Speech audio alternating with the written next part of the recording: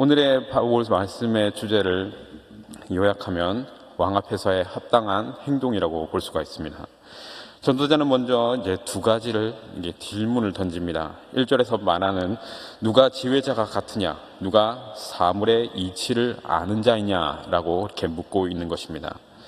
2절에서부터는 전도자는 왕 앞에서 지켜야 될 행동 원리들을 또 소개하고 있습니다. 자만에서 왕은 하나님으로부터 그 지혜를 받은 자로 등장을 하고 있습니다. 바람을 주장하며 바람을 움직이게 할 사람도 없고 죽는 날에 주장할 사람도 없으며 전쟁할 때 모면할 사람도 없으니 악이 그의 주민들을 건져낼 수 없느니라. 이를 바탕으로 전도자는 왕의 명령을 지키라고 말하고 있는 것입니다. 이후에 언급되는 행동 원리들이 이제 사회 구조 속에서 지켜야 될 삶의 원리로 하나님이 세우신 권위에 대한 합당한 복종을 이야기하고 있습니다. 또 전도자는 왕정이라는 제도에서 우린 창조 질서의 일부로 이해하려는 태도에서 이렇게 나오고 있습니다. 왕에 대해 긍정적으로 이야기하던 전도자는 이제 마지막 절에 이르러서는 왕의 한계에 대해서도 이야기하고 있습니다. 왕도 역시 피조물이기에 모든 인간이 경험하는 한계를 가지고 있다는 것입니다. 그래서 전도자는 모든 일에 적절할 때와 적합한 판단이 있다는 사실을 생각나게 하려고 하고 있습니다. 아무리 왕이라고 해도 하나님의 지혜의 영역에 이룰 수 없고 자연을 움직일 만한 권세는 가질 수가 없다라는 것입니다. 결국 전도자를 왕에 대한 복종의 이야기를 하는 동시에 왕의 한계까지 언급함으로써 우리의 인생의 한계까지도 이야기하고 있다라는 것입니다. 1절을 보시면 누가 지혜자와 같으며 누가 사물의 이치를 아는 자이냐, 사람의 지혜는 그의 얼굴에 광채를 나게 하나니 그의 얼굴에 사나운 것이 변하느니라. 전도자는 지혜와 왕의 관계라는 관점에서 말하기 위해 지혜라는 어찌 보면 추상적인 이 개념을 구체화시킵니다. 누가 지혜를 가진 자이며 누가 그 지혜로 사물의 이치를 아는 자인가라는 그러한 질문을 던지고 있는 것이죠. 이는 하나님이 세우신 지도자인 왕을 바라보며 던진 질문이라고 할 수가 있습니다. 얼굴을 비춘다라는 이 표현은 구약 성경에서는 하나님이 백성에게 은혜를 베풀어 평화를 준다라는 의미로도 사용됩니다. 여기서는 지혜가 그것을 소유한 자로 윤택하게 하며 삶의 평안을 준다는 의미로 사용이 되었습니다. 또 전도자는 왕과 지혜를 연결시키면서 하나님께 권위를 부여받은 왕 앞에서 어떻게 행동해야 할지를 설명을 하고 있습니다. 2절과 3절에서는 전도자의 권고와 그의 공고를 지켜야 하는 그 이유에 대해서 그 방식을 이야기하고 있습니다. 전도자는 먼저 왕의 명령을 지키라라고 명령하고 있습니다. 2절에서는 이렇게 말합니다. 내가 권하노라 왕의 명령을 지키라 이미 하나님을 가리켜 맹세하였음이니라. 왕을 세우시고 질서를 세우신 분은 하나님이시기 때문에 이렇게 해야 한다라고 그러한 의미로 볼 수 있는 것입니다. 그리고 3절에서는 두 가지 명령이 주어집니다. 첫 번째는 왕 앞에서 물러가기를 급하게 하지 말며 두 번째는 악한 것을 일삼지 말라라고 말합니다. 이 두 명령의 관계가 조금 모호하지만 그러나 이 두 명령은 하나님의 명령으로 왕의 의견에는 반대하지 말라는 말과 같은 것입니다. 왕의 의견은 그 앞에서 급하게 반대하는 것을 악한 것으로 간주하고 있는 것입니다. 전도자는 왕 앞에서 신하가 왕의 제안이나 어떠한 생각을 급하게 반대하는 것을 지혜롭지 못한 것이다 라는 그러한 관점에서 이야기하고 있습니다. 또 4절에 가서는 앞에 2절과 3절의 공고에 대한 부연 설명으로 왕의 말에는 권능이 있다라는 점을 상기시키고 있습니다. 또 5절에서는 왕의 명령을 지키라고 권고한 이유에 대해서 명령을 지키는 자가 누리는 그 유익이라는 관점에서 또 설명하고 있습니다. 왕의 명령을 지키는 자는 그의 생애에 불행한 일을 겪지 않을 것이다 라고 말하고 있는 것입니다. 5절의 판단을 분변하나니라는 이 말이 등장하는데 이것은 왕 앞에서 합당한 행동과 연결시켜서 이해해야 합니다. 여기서 왕 앞에서 어떻게 행동해야 되는지 결정하는 판단력을 의미하는 것입니다. 또 6절의 때와 같을 때 판단력에 대한 부연 설명으로 모든 일에는 때와 판단이 있음을 또한 강조하고 있습니다. 인생의 시작부터 끝까지 모든 일에는 합당한 때가 있음을 설명하고 있는 것입니다. 합당한 때를 인식하는 것이 지혜라고 본다면 합당한 때에 합당한 일을 하는 능력 또한 지혜다라는 것을 말하고 있는 것입니다.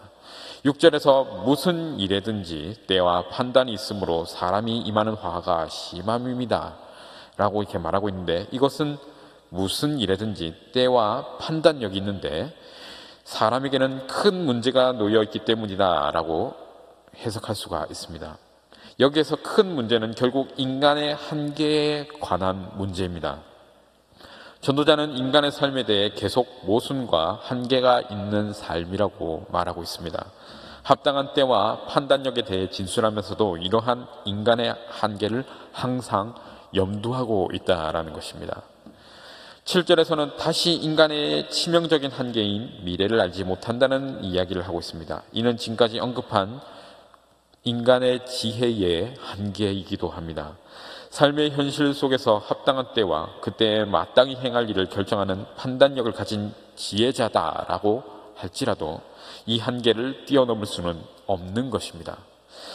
삶 속에서 적합한 때를 찾아 그에 합당한 행동을 하는 그 지혜의 능력은 현재 삶에서 적용하는 것일 뿐입니다. 우리는 조금의 앞도 내다볼 수 없는 인생이라는 것이죠. 미래의 영역은 인간의 능력으로는 알 수도 없고 미래에 가서 우리는 그것을 판단할 수도 없습니다. 이러한 인간의 한계는 하느님이 인간에게 정해놓으신 창조 질서의 일부이기에 인간이 결코 극복할 수 없는 한계인 것입니다. 하나님께 권위를 받은 왕이라 할지라도 그것에는, 그 한계에는 아주 명확하게 한계를 가지고 있다는 것입니다. 8절을 보시면 바람을 주장하여 바람을 움직이게 할 사람도 없고 또 죽는 날을 주장할 사람도 없으며 전쟁할 때를 모면할 사람도 없으니 악이 그의 주민들을 건져낼 수 없느니라 라고 이렇게 말씀하고 있습니다. 바람을 주장하여 움직이고 죽는 날을 주장하고 전쟁할 때를 모면할 수 있는 능력은 우리에게는 없다라는 것입니다. 오직 그것은 하나님에게 속한 권한이고 능력이다라는 것입니다. 아무리 하늘로부터 권세를 받은 왕이라 할지라도 이러한 일은 감당할 수가 없습니다. 이것이 인간 왕의 본질적인 한계인 것입니다. 마지막 악이 그의 주민들을 건져낼 수 없느니라는 이 구절에서 악을 행하는 자들이 흥왕하는 것처럼 보일지라도 결국은 멸망할 것이다 라는 것을 의미하고 있는 것입니다. 인간의 한계, 특별히 왕의 한계와 연결시켜서 생각하면 악한 왕에 대한 경고로도 볼 수가 있는 것입니다. 아무리 하늘의 권세를 받은 왕이라고 할지라도 그가 악의 주인이라면 그는 결코 구원받을 수 없을 것이다라는 경고와도 같은 말씀인 것입니다.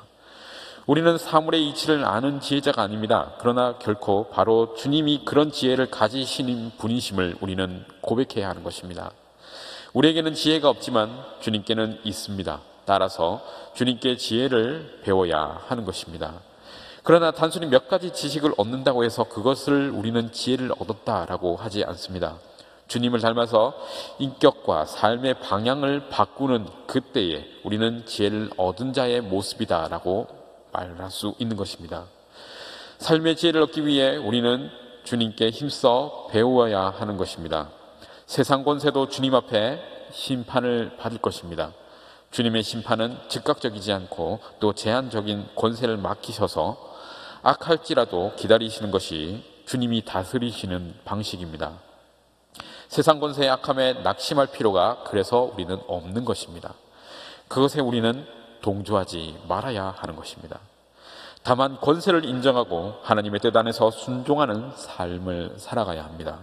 이것이 우리가 배울 수 있는 주님의 지혜일 것입니다. 우리가 주님께 배울 수 있는 것이 많지만 모든 것을 다 알 수 있는 것은 또 아닙니다. 여전히 미래의 일은 다 할 수 없고 대부분의 현재 상황을 바꿀 수 없는 것이 우리의 인생입니다. 그러나 불안해하고 불평할 필요가 없습니다. 예수님은 하나님의 지혜와 능력을 신뢰하고 겸손히 하나님께 순종하셨습니다. 예수님께서 순종하셨던 그 길을 우리도 따라가야 할 것입니다. 우리는 다 할 수 없고 우리 뜻대로 바꿀 수 있는 것이 없지만 여전히 하나님의 다스림 가운데 있다는 그 사실을 우리는 겸손히 인정해야 합니다. 선하고 능력 있으신 하나님이 우리의 미래와 현재 그 모든 것을 책임지심을 우리는 감사하며 나아가야 하는 것입니다. 우리의 연약함을 알아 겸손히 주님께 나아가고 그분을 인정하는 것, 그것이 주님께 배울 수 있는 참된 지혜인 것입니다. 주님께서 이 땅을 살기에 풍성한 지혜를 우리에게 주실 줄로 믿습니다. 주님께서 배우시는 지혜로 오늘 하루 또한 넘치는 은혜 가운데 살아가시는 우리 귀한 성도분들이 되시길 바랍니다.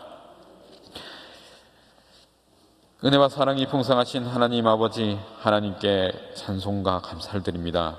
우리를 주님의 자녀로 또 성도로 불러주시고 오늘 주님 앞에 나가기에 기도할 수 있게 하신 감사드립니다.